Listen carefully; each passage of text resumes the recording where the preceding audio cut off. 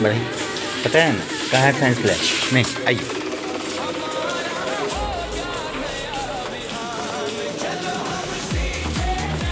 आइए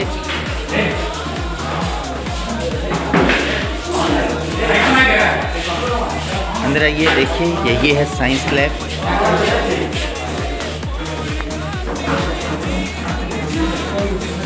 इनको बतलाओ देखिए कैसे क्या है।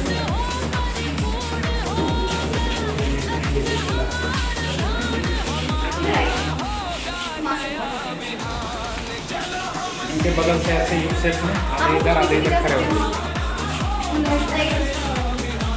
और इस तरफ यहाँ पे इधर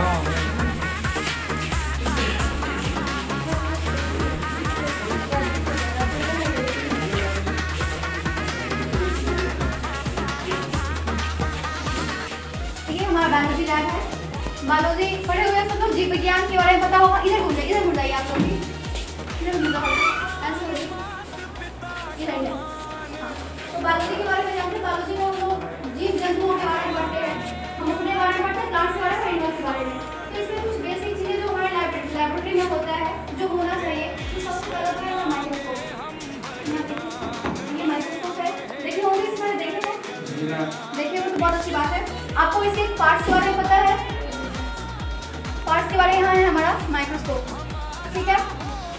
इसके पार्ट्स के बारे में पता है? चलिए, माइक्रोस्कोप का मेन फंक्शन क्या है?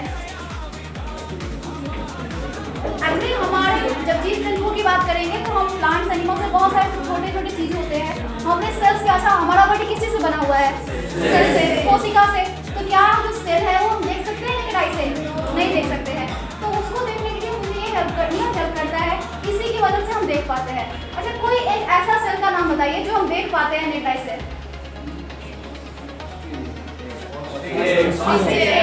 एक जो होता है ना, वो एक सेल ही होता है जिसे हम नेकेड आई से देख पाते हैं, क्योंकि लार्जेस्ट सेल हम लोग पढ़े होंगे, लार्जेस्ट से स्मॉलेस्ट सेल। चलिए, तो ये हमारा माइक्रोस्कोप हो गया। इसके कुछ पार्ट्स हैं जो भी प्रियांशु आपको बताएंगे, वो एक बार सुन लीजिए, देख लीजिए। सबसे पहले इस पार्ट को नीचे वाले को क्या बोलते हैं? स्टैंड है। ये स्टैंड है, जिसकी मदद से वो क्या है?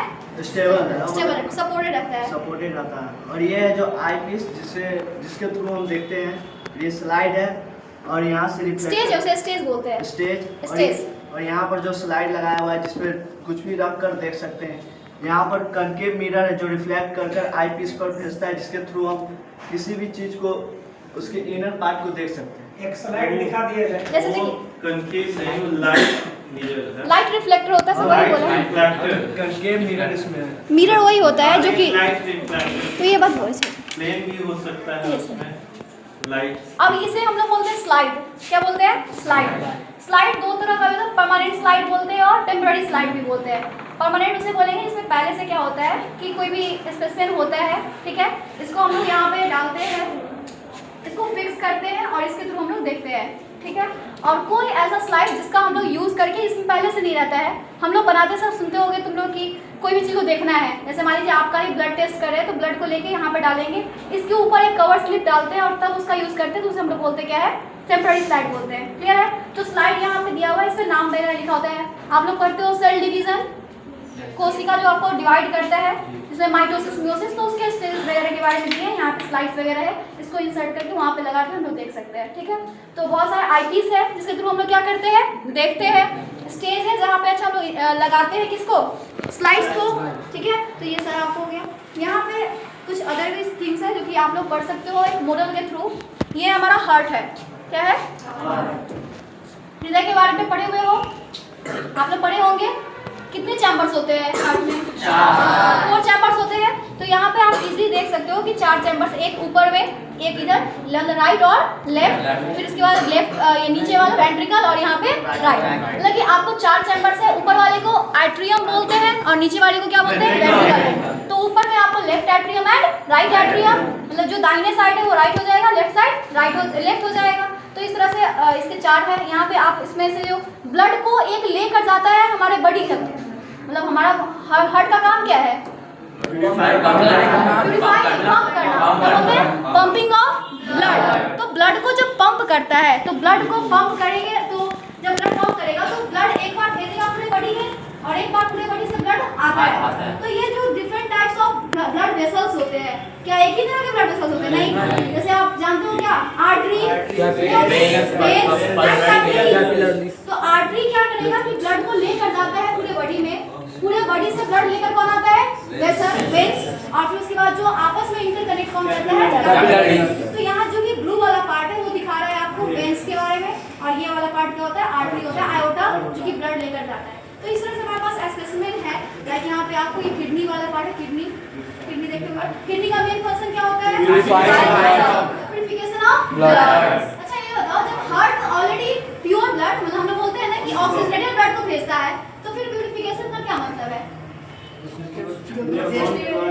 हाँ, किस वेस्ट को, नाइट्रोजिनस वेस्ट को, मतलब कि हार्ट भेजता है ब्लड, ऑक्सीजन रिच ब्लड को भेजता है, मतलब वो ऑक्सीडेटेड ब्लड है, प्योर ब्लड नहीं बोलेंगे। जब हमारे बॉडी में प्रोटीन वगैरह टूटते हैं तो नाइट्रोजिनस कंपाउंड बनाता है और वही नाइट्रोजिनस कंपाउंड को फिल्टर करता है हमारे बॉडी से, ठीक है। तो ऐसे ही बाकी हम लोग वहाँ पे ईयर का है, देख सकते हैं, यहाँ आई है, कुछ पार्ट्स है ईयर का, अगर बोलना चाहता है प्रिंस तो आप सुन लीजिए, फिर आगे बढ़ेंगे केमिस्ट्री लैब में। जैसे कि जानते हैं कि हम सब कान का उपयोग करते हैं सुनने के लिए, तो इस आई का एक मॉडल दिया गया है, जिसमें कान को ईयर का जो 3 भागों में काटा जाता है। सबसे पहले आउटर ईयर, उसके बाद मिडिल ईयर और उसके बाद इनर ईयर आता है। जो आउटर ईयर आता है पिंगा, जो कि साउंड को कलेक्ट करता है और एक एक्स्ट्रा ऑडिटरी ट्यूब के थ्रू और सरफेस पर भेजता है, जो कि 3 बोन से कनेक्ट रहता है, स्टीरियम, हेमर और एनविल। एनविल जो कि कोचेलिया से कनेक्ट रहता है, जिसको लिक्विड पाया जाता है, जो कि इसमें ट्रांसमिट होता है, जो ट्रांसमीटर यानी न्यूरो ट्रांसमीटर इलेक्ट्रिकल इम्पल्स में इलेक्ट्रिकल इम्पल्स के थ्रू कन्वर्ट करता है और इलेक्ट्रिकल सिग्नल हमारे नर्व को भेजता है और हम उस चीज़ को आसानी से सुन पाते हैं। तो हम लोग आगे बढ़ते हैं केमिस्ट्री लैब में। क्लियर?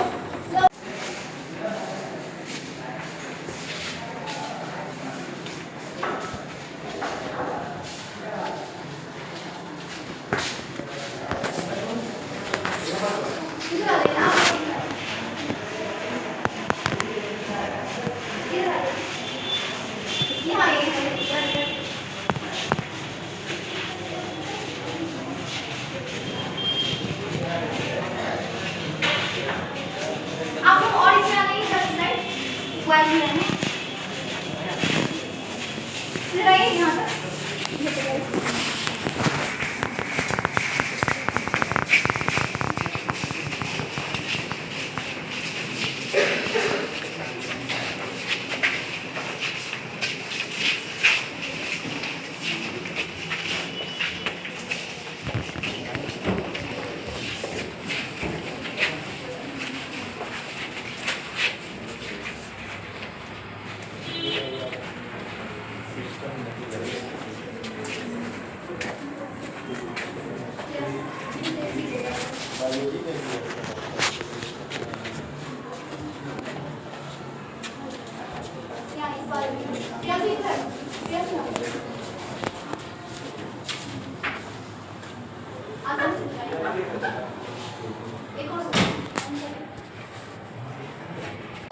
लेड नाइट्रेट और एक हमारे पास पोटेशियम आयोडाइड। क्या है? Potassium iodide. लेड नाइट्रेट जिसका फॉर्मूला होता है PbNO3। क्या होता है? PbNO3 का होल ट्वाइस। ठीक है, वहाँ लिखा होगा PbNO3 का होल ट्वाइस। ठीक है, और पोटेशियम आयोडाइड का क्या हो जाएगा? Ki।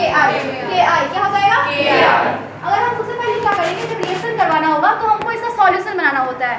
ठीक है, सॉल्यूशन के लिए किसमें सॉल्यूशन बनाएंगे? पानी में। तो पानी लेंगे, सबसे पहले जो छोटा वाला जो बीकर है एक और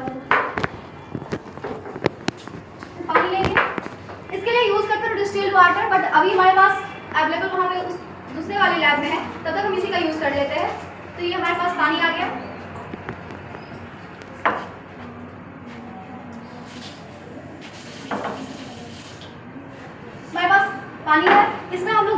थोड़ा सा डालेंगे। सबसे पहले ये क्या है? Potassium iodide. क्या है? तो इसका सॉल्यूशन हो गया। वहाँ एक और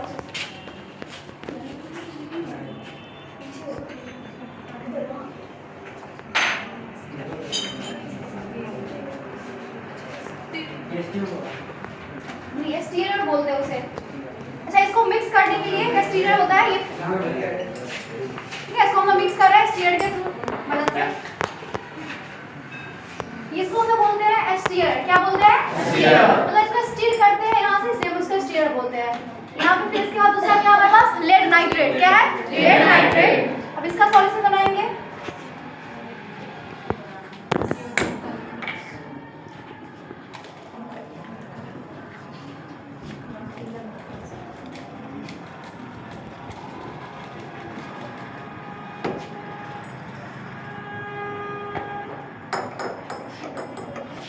ये हो गया। दोनों का कलर क्या है? इसका व्हाइट और इसका ये पूरा कलर क्या दिख रहा है आपको? कोई कलर नहीं, पानी की तरह दिख रहा है। और यहाँ हल्का सा व्हाइट है, मतलब पूरी तरह से व्हाइट भी नहीं है, हल्का सा व्हाइट है। जब हम इस दोनों को मिक्स करेंगे तो हमारे पास नए कंपाउंड बनेंगे। जो नया कंपाउंड बनेगा वो वहाँ लिखा हुआ है। पहला बनेगा PbI। क्या बनेगा? PbI। उसे क्या बोलते हैं? Lead iodide. क्या बनेगा? Lead iodide. और दूसरा बनेगा KiO2। क्या बनेगा? Potassium nitrate. तो हम इसको मिक्स करते हैं, ठीक है। देखिए कौन सा कलर आया है? येलो। ये येलो कलर किस चीज का बनता है? Lead iodide. किसका बनता है? Lead iodide. और जो इसके बाद मतलब ये जो येलो कलर बना है ना, ये कुछ देर के बाद नीचे सेटल हो जाएगा। जब नीचे बैठ जाएगा तो आप इसको फिल्टर कर सकते हैं, अलग कर सकते हैं, और ऊपर आपका सॉल्यूशन क्लियर सॉल्यूशन आ जाएगा। वो होगा आपको पोटेशियम नाइट्रेट का। तो इस तरह से हम हमारे पास दो नए साल्ट आ गए। तो केमिस्ट्री बेसिकली क्या है? इसमें आपको रिएक्शंस वगैरह देखते हैं, 2-3 कंपाउंड को हम लोग रिएक्ट करवाते हैं और नए कंपाउंड प्राप्त करते हैं। तो केमिस्ट्री में आपको ये सारे मटेरियल्स होते हैं, केमिकल्स होते हैं, और इसके मदद से हम लोग क्या कर सकते हैं? टेस्ट कर सकते हैं डिफरेंट चीज़ों का, ठीक है। कुछ और चीज़ें हैं जो हम आपको यहाँ पे दिखा रहे हैं। लाइक आपको पता होगा कि एसिड और बेस के बारे में जानते हो? एसिड बेस अगर हम लोग उसको टेस्ट करने के लिए क्या यूज करते हैं? Acid base indicator. तो पेपर, लिटमस पेपर सुने होंगे? लिटमस जानते हो? या फिर यूनिवर्सल इंडिकेटर नहीं पढ़े हैं आप लोग? एसिड और बेस को पता करने के लिए हम लोगों के पास होता है इंडिकेटर। जैसे यहाँ पे आपको दिख रहा है, ये इंडिकेटर है, यहाँ पे pH लिखा हुआ है। अगर मान लीजिए हम इसको यहाँ पे डालते हैं इस सॉल्यूशन में, एक हम इसमें से लिए, इसको इसमें डाल रहे हैं, डालने के बाद इसमें कुछ कलर चेंज आएगा, इसमें कुछ कलर चेंजिंग देखने को मिलेगा, ठीक है। जब ये कलर चेंज अगर होगा, जैसे मान लीजिए हम एसिड निकाल लेते हैं, अगर हम इस एसिड में डालेंगे तो इसका कलर चेंज होगा, येलो ही है ना, येलो ही रह गया है, या फिर उसकी वजह से। तो इसका आपको pH अगर देखने को मिलेगा तो आपको 5-6 के आसपास होगा, या फिर चूंकि ये सॉल्ट है, लेकिन अगर मान लीजिए हम एसिड निकालते हैं और एसिड में डालते हैं तो ये रेड कलर का हो जाएगा। किस कलर का हो जाएगा? रेड। और रेड कलर का जब भी होगा इसका मतलब क्या है? कोई ना कोई एसिड था। अगर हम इसे बेस में डालेंगे तो क्या हो जाएगा? ब्लू कलर का हो जाएगा, जो कि हमको पता चलेगा कि कोई बेस था। तो ये सारा चीज़ है जो कि जिससे कि हम पता कर सकते हैं कि कोई भी सब्सटेंस एसिड है, बेस है या सॉल्ट है। हम लोग आगे बढ़ते हैं फिजिक्स लैब में।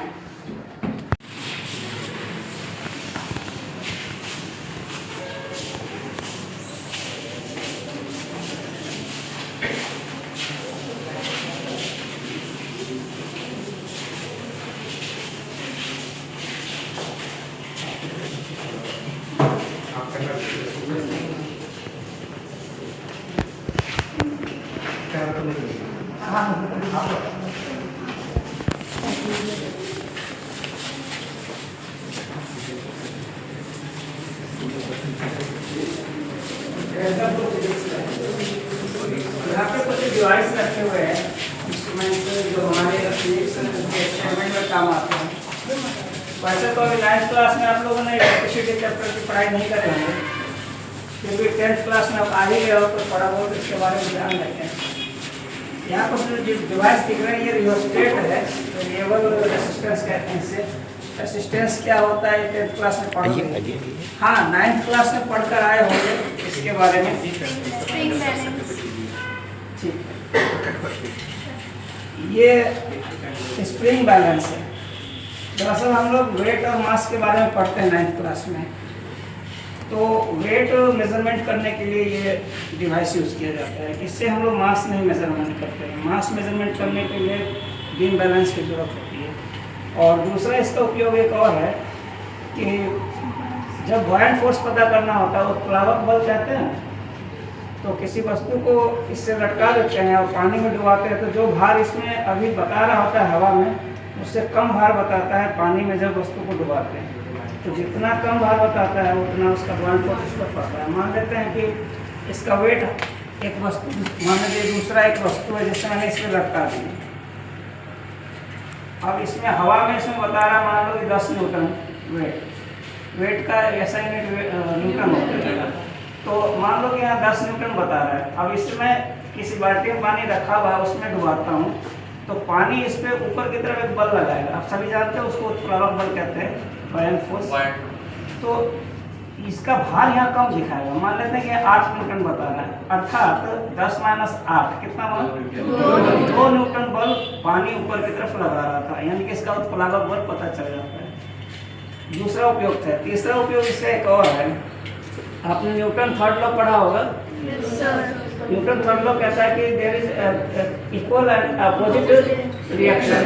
एवरी एक्शन, कोई भी एक्शन करता है, जैसे कि मान लेते हैं कि मैं इस वस्तु को अपनी तरफ खींच रहा हूँ, तो ये वस्तु भी मुझे अपनी तरफ खींच रहा होगा। अगर मैं इसे पुश कर रहा हूँ, तो ये भी मुझे अपनी तरफ, यानी कि दूसरी तरफ पुश कर रहा हूँ, धक्का दे रहा होगा, यानी कि इक्वल बल पड़ता है।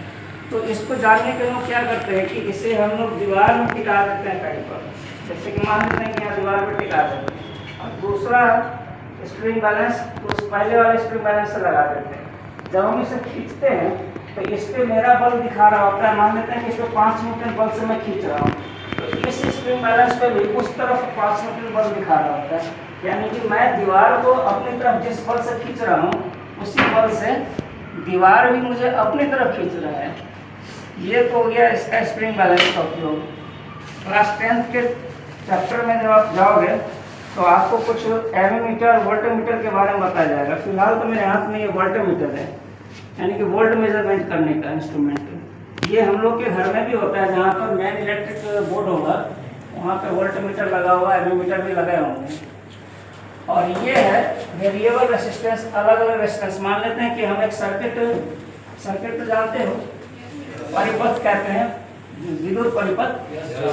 तो विद्युत परिपथ में अलग अलग डिवाइसेस हैं। मान लेते हैं कि हमें बढ़ाना है रेसिस्टेंस, तो एक रेसिस्टेंस है कुछ ओम का, ये 50 ओम रेसिस्टेंस का है, ये 100 ओम रेसिस्टेंस का है। जैसे मैं इसे परिपथ में लगाऊंगा तो रेसिस्टेंस बढ़ जाएगा। रेसिस्टेंस बढ़ने से 2-3 घटनाएं होती हैं। पहला तो विद्युत का धारा कम हो जाएगा, रेसिस्टेंस बढ़ेगी तो विद्युत धारा कम हो जाएगी। और दूसरा घटना ये होगा कि उस पूरी परिपथ का तापमान बढ़ने लग जाएगा। और भी कुछ डिवाइसेस हैं, जैसे ये है, ये भी 10th क्लास से संबंधित है। इस सिस्टम को हम लोग यूज करते हैं लेंस से या मिरर से इमेज फॉर्मेशन को दिखाने के लिए। यहाँ पे मान लेते हैं कि एक स्क्रीन लगा देते हैं, यहाँ पर एक कोई वस्तु जो थोड़ा ब्राइट हो, जैसे कैंडल जलता हो, मोमबत्ती लगा देते हैं। और ये है lens holder, lens stand, lens या मिरर जो भी। तो फिलहाल तो हम लेंस लगाते हैं, तो वस्तु का यहाँ से वस्तु से निकलने वाला किरण इस पर पड़ेगी, उसे हम लोग इंसिडेंट आपतित किरण कहते हैं। आपतित किरण जब लेंस पे पड़ेगा तो लेंस को पार करके स्क्रीन पे आएगा और स्क्रीन पे इमेज बनती है। तो जो इमेज बनेगी इस लेंस के द्वारा, ये अगर कन्वेक्स लेंस है जिसको हम लोग उत्तल लेंस कहते हैं, जानते हो ना, बीच में मोटा होता है, किनारा पतला होता है। तो उत्तल लेंस से बनने वाला इमेज यहाँ पर जो होगा वो रियल होगा। रियल इमेज यानी कि वास्तविक कहलाता है। इन वास्तविक इमेज की विशेषता ये है कि उसे आप स्क्रीन पर उत्तरित करके ही देख सकेंगे, है ना। और उसका एक और विशेषता है कि वो उल्टा इमेज बनता है। और यहाँ कैंडल सीधा है तो यहाँ उल्टा बनेगा। ये कुछ वास्तविक इमेज की विशेषता होती है। अगर मान लेते हैं कि मुझे इसका फोकस लेंस पता करना है, फोकस दूरी का पता करना है, तो वस्तु को और थोड़ा दूर कर देते हैं। इसका एक सिद्धांत ये है कि बहुत दूर से, यानी कि आप कह सकते हैं कि इन्फिनिटी से आने वाली वस्तु का जो रे है वह वास्तव में इस लेंस के दूसरी तरफ वाले फोकस पे ही मिलती है। तो मान लेते हैं कि सन का हम लोग कभी आपने खेला है, कुछ खुराफात किए हो बालकपन में कि एक लेंस ले लिया और सूर्य की किरण को कागज पे केंद्रित करके आग लगाया है। तो वो वास्तव में ये कुछ हमारे इसमें मोटो है, ये भी है, कुछ मैसेज भी है कि ध्यान एकाग्र रहे तो हम आग लगा देंगे, मतलब अचीवमेंट प्राप्त करते हैं। तो वही यहाँ पर ये फोकस दूरी पता करने की व्यवस्था की जाती है। और कुछ डिवाइसेस अंदर है,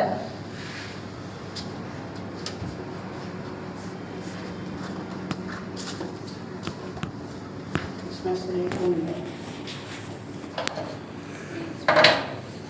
ये प्रिज्म है।